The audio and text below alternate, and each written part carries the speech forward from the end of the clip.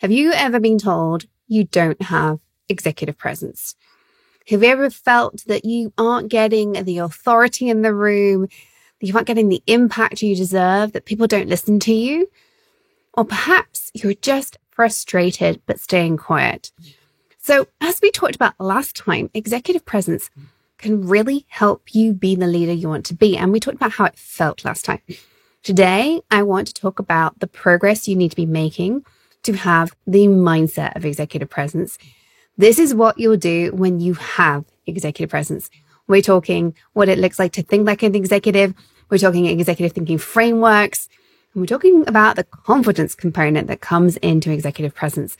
So without further ado, let's get to the show.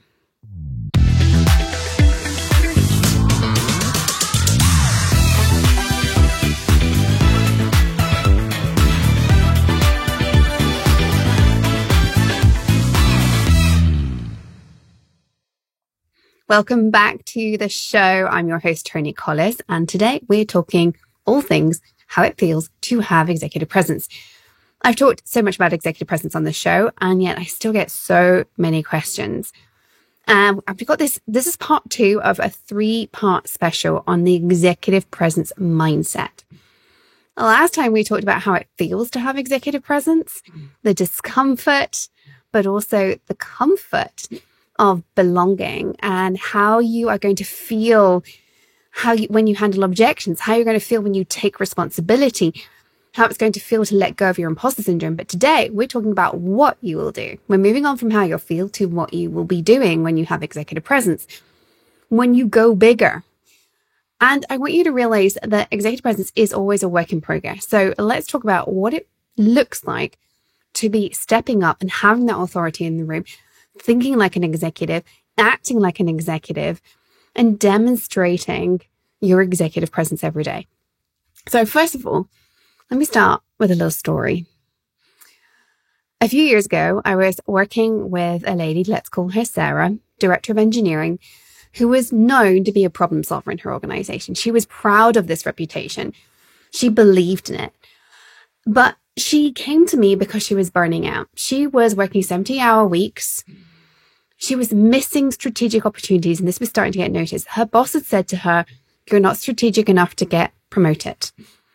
And she was like, "I don't know how to fix this. I'm working 70-hour weeks. What could I possibly do? I'm always fighting fires." What we had to do was get her thinking like an executive. An executive creates fire prevention strategies and empowers her team, which can feel like, how on earth do we do that? And the result for Sarah was getting promoted within 8 months of starting to work with me, after being told she wasn't promotable because she wasn't strategic enough. This is what's possible when you start behaving with these executive toolkit items that I'm going to be digging into today. So first up, let's talk about an executive thinking framework. An executive is strategic and less operational. That doesn't mean you don't do operations.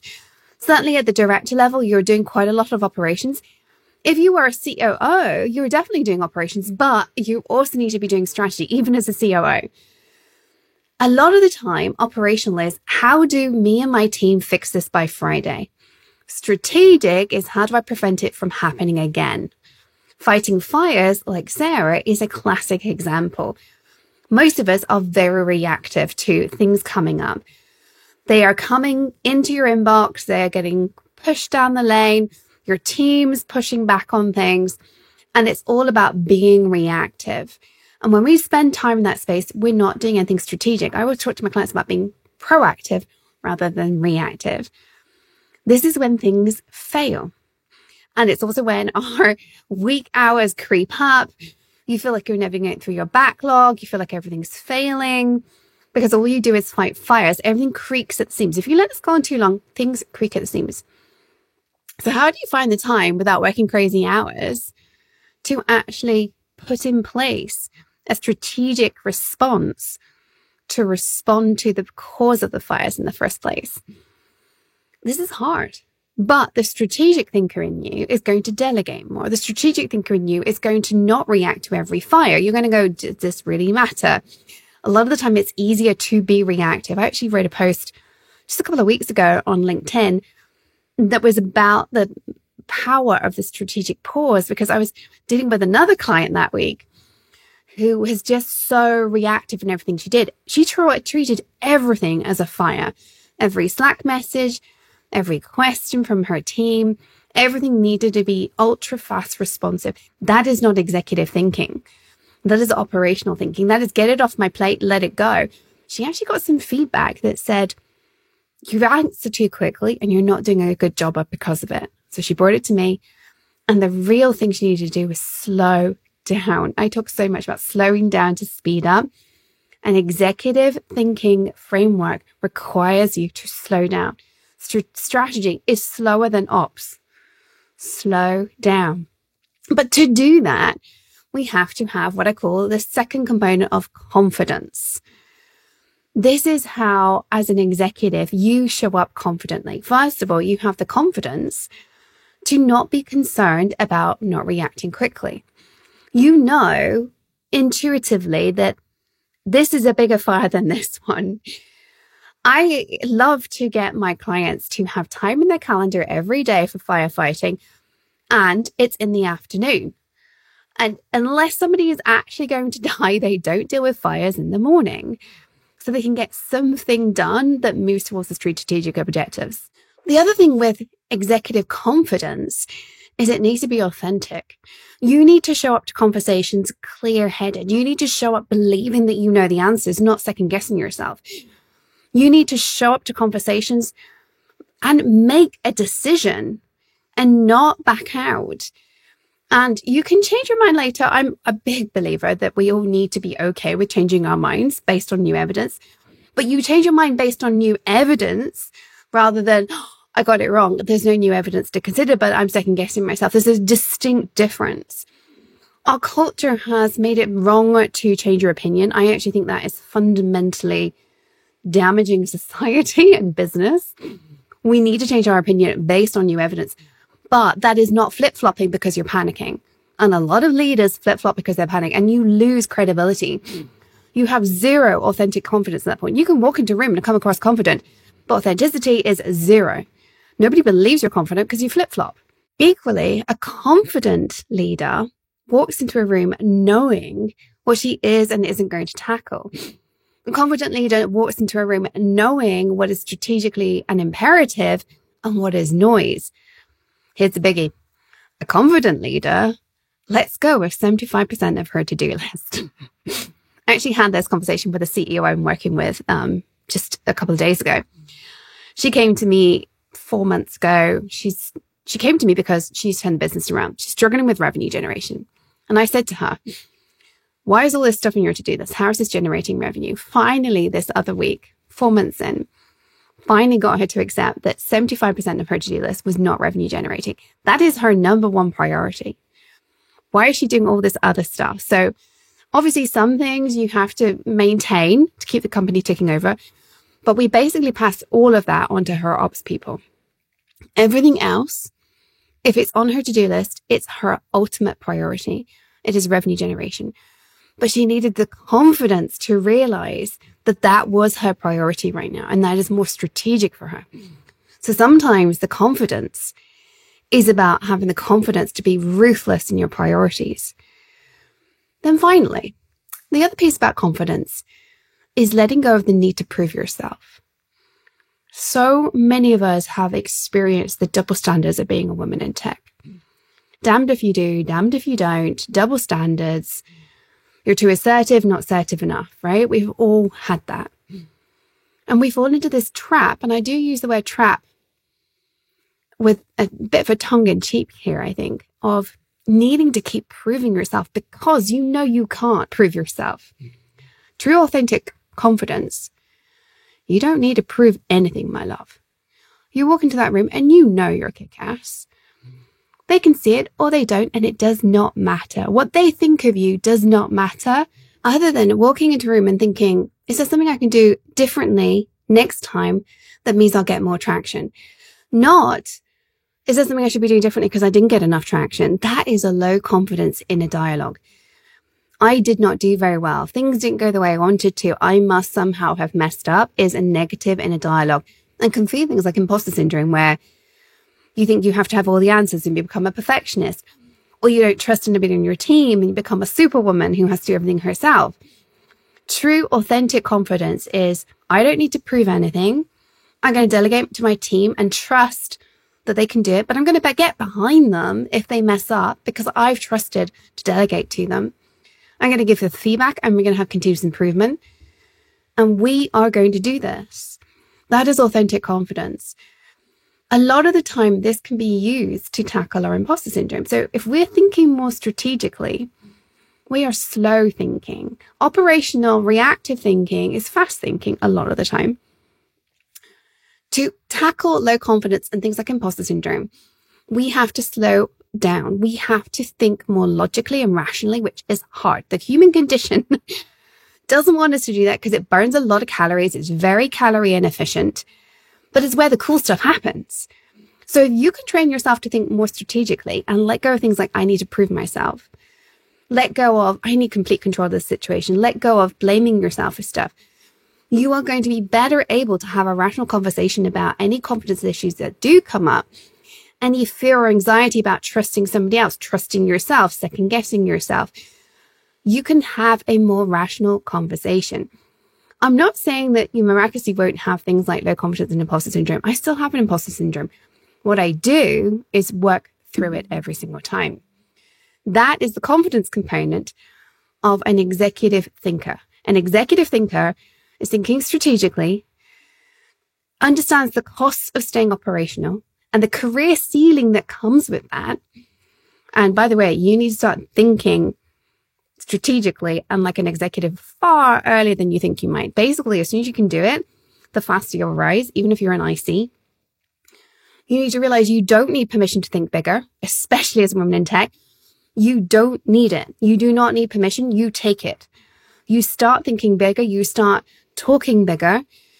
And you need to identify the shift you need to make from being the expert of what you and maybe your immediate team do to being a strategic leader who thinks business and thinks about the entire room. And you have to overcome this idea that you're good at fighting fires. The comfort zone of being the firefighter who turns things around. That was me. I had a reputation for turning around failing teams, but it was actually holding me back because I wasn't thinking big enough. I want you to let go of thinking small, let go of the things that have given you success up until now, and think bigger. I want you to look for missed strategic opportunities. I want you to think more authentically about how you belong in that room. And I want you to be letting go of any need to prove yourself. You don't need to prove yourself at all. You just need to walk in there and talk. That is what strategic thinking feels like and what you're going to be doing on a daily basis. So let me just go through a few more things I want you to be doing. First up, decision making. I want you to be thinking bigger, as I've said. So what does that look like? I want you to ask yourself, where does this belong in the business? So if you've got a project and it's proving hard to push through, I want you to still challenge yourself to push bigger. Ask yourself, how is this hard? Why is it hard? What do we need to push it through? How can we make this more business focused? So one of my clients, Jennifer, was struggling with a cloud migration project, and she was so focused on the technical decisions and timeline. She was making all decisions for her team. Everything was coming up to her. She was drowning. She was working 7 days a week. And I was like, we got to do something about this. What she started doing was I helped her understand that she needed to look more at the business impact and market position to get buy-in from executives. And she was like, but I agree with you, Tony, because only then can I actually push this along, get this project finished. I need the execs to be on board, but I've got all this work to do. And we're like, okay, we need to up-level your team. And this is a conversation I have all the time as well. Up-level your team, people. If you wanted to take on something big, your team needs to up-level. If you want to get promoted, your team needs to up-level to your level first. That is the best way to do something hard, to get promoted, to take on stuff, or to grow the business. Again, the CEO was talking about before, she is trying to grow her business this year. I'm like, your team needs to up level to meet you where you are right now so you can up level. You can only up level if your team up levels. Her exec team is great, but they need to be operating at the growth stage she's aiming for, not down here. So you need to up level your team. My client, Jennifer, struggling with this cloud migration, who I was challenging to shift her thinking towards business impact to have that influence on execs. The first thing we did was she stopped making tactical decisions. We put in place a framework for her to give decision-making power to her team. These are the parameters. These are when you can make decisions. These are when you can't. There was lots of coaching that went on. It did take a good month for the team to understand why she was making decisions in certain ways so they could take it on. There were a few mishaps. I'm just going to own that, right? But she managed to get this through by up-leveling her team. And then she had the bandwidth to be socializing with the execs, talking about the business impact of moving to this new cloud solution, moving the entire company to the cloud solution is what she wanted to do. Here's the thing she managed to do. After 6 months, her 3-year technology roadmap was accepted. And she went from being middle manager to the VP of engineering. She created a company-wide transformation by up-leveling her team and trusting them, having the confidence to trust them and getting her head into more strategic thinking. And again, you can start this way early in your career, whether you're a CEO listening to me or you're in your first management role. Delegate to your team and delegate decision-making to your team. Part of executive operations is delegation to free you up to be more strategic and less tactical. The next thing to be thinking about in terms of executive thinking is decision-making and timeframes. I want you to be really thinking about how quickly can you make a decision. An executive makes quick decisions. This actually brings me back to a mastermind I'm in, right? I have my own coaching mastermind. My coach runs a mastermind that I'm in. And I'm surrounded by other CEOs. Some of us are coaches, some of us are doing something else. And one of the comments I had in the run up to the holidays, just gone, we all do a review of each other and we give each other feedback. All of them said to me, Tony, you make really fast decisions. I was like, do I? Do I really? I feel like I sit on all my decisions. I have a rule. I sit on every decision for at least 24 hours, sometimes a week. But I then will make a decision. I don't sit on it for a month. I don't think, I don't have enough data, I'm not going to make a decision. I make a decision, I get off the fence and I gather new data to fill me in and see if I've gone the right way. An executive has to make quick decisions, but thoughtful. So 24-hour strategic pause, but then make a decision. Don't be the person that bottlenecks.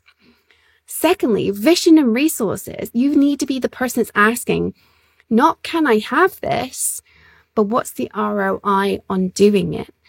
So many of us get frustrated by, I need headcount for this. And your boss is like, well, you do, but we don't have it. And there's so much frustration.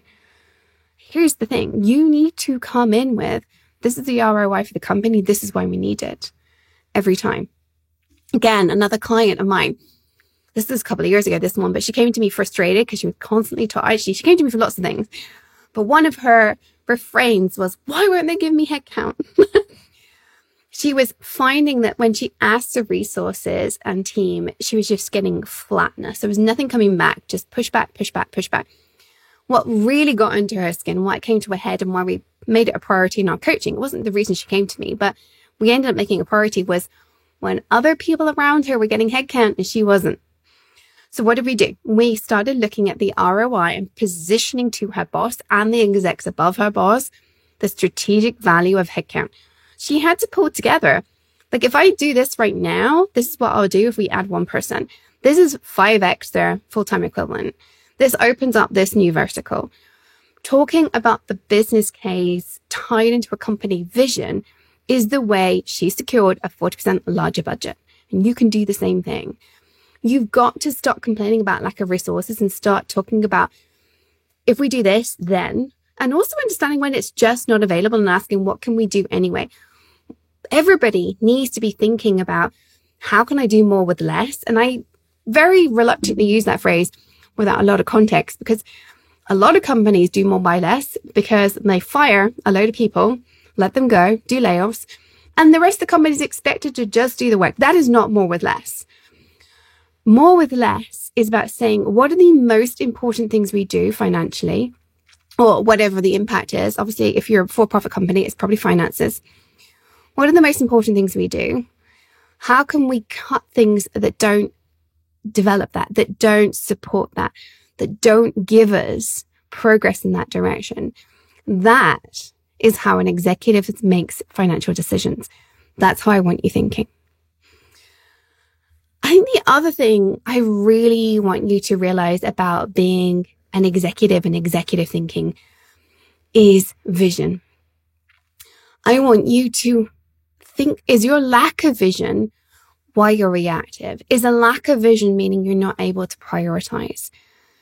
Is a lack of vision allowing you to just let go of time management and everything is just whoever talks the loudest? You've got to pause and you've got to ask yourself, well, what is the most strategic way to spend my time? That has to be associated with a vision for you and your role in your team. If you don't have a vision for you, your role in your team, you're not going to be good at making strategic decisions about how to spend your time. I love to bring in an executive check-in on a daily basis. What opportunities did I miss because I wasn't being strategic? What did I learn today? What will I do differently tomorrow? What went well today? So many questions you can ask yourself. Just a quick evening check-in. But here's the other thing, coming back to how an executive has confidence. This isn't about negativity. This is about opportunity. An executive asks these questions not because she's a terrible person, not because she's not doing a good job, but because she knows she can always grow. She has a true confidence of, I'm always going to get better at what I do. And the fastest way to do that is to reflect. You do not want your reflections to turn into, I'm a terrible human. So an authentic, confident executive does a daily check-in and is always growing rather than berating herself. Do not blame yourself. Look at the opportunities and adjust. Look at how you can have a bigger impact and what would that create. The final thing I want you to hear about how an executive thinks and operates is how they decide to share. Early on in my career, and I'm sure I've told this story before in the podcast, but early on in my career, I was the ideas person. I was also the problem person. These were both problems. As an ideas person, I just throw out 100 ideas a minute. I am still like this. I have so many ideas. I know I can't deliver them all. I need 100 clones every day, and they would then all generate 100 ideas. It would just get out of hand. I would take over the universe, not just the planet, the universe.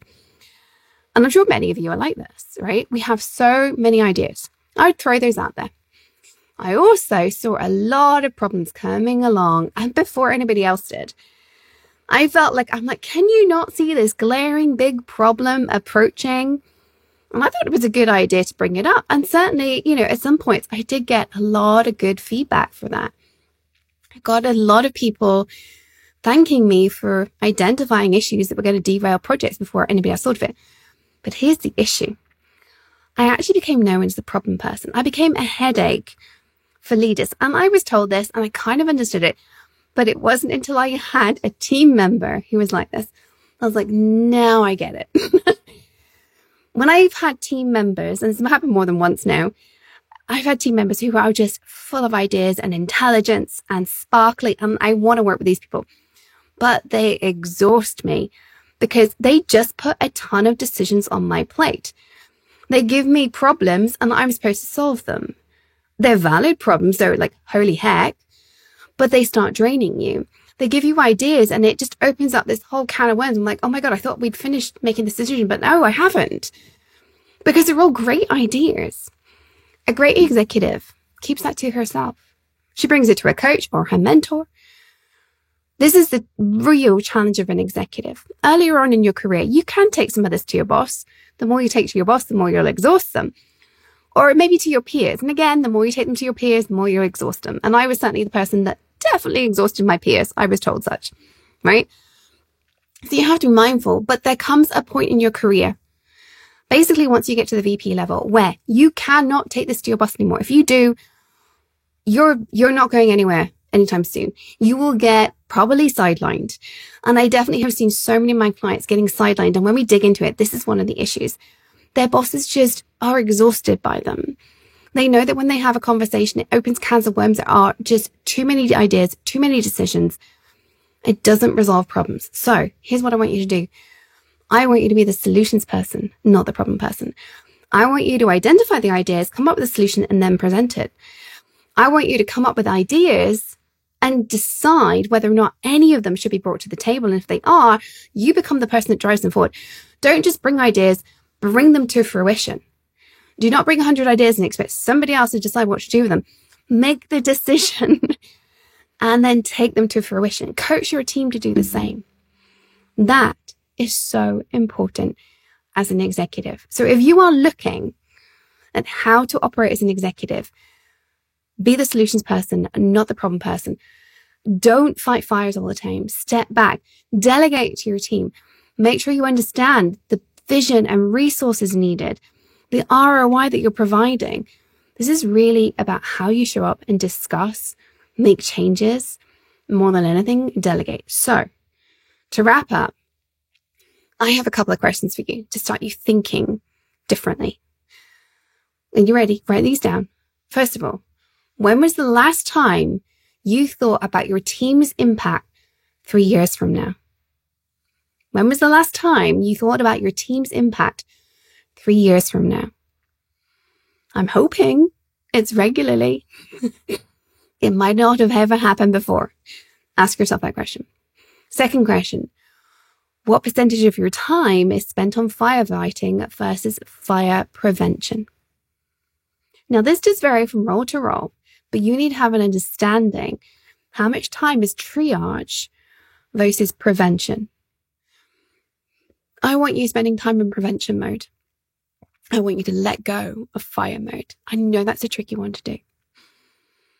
This has been a great conversation. I feel like we've touched so many things I talk about every single day, every single week in my coaching.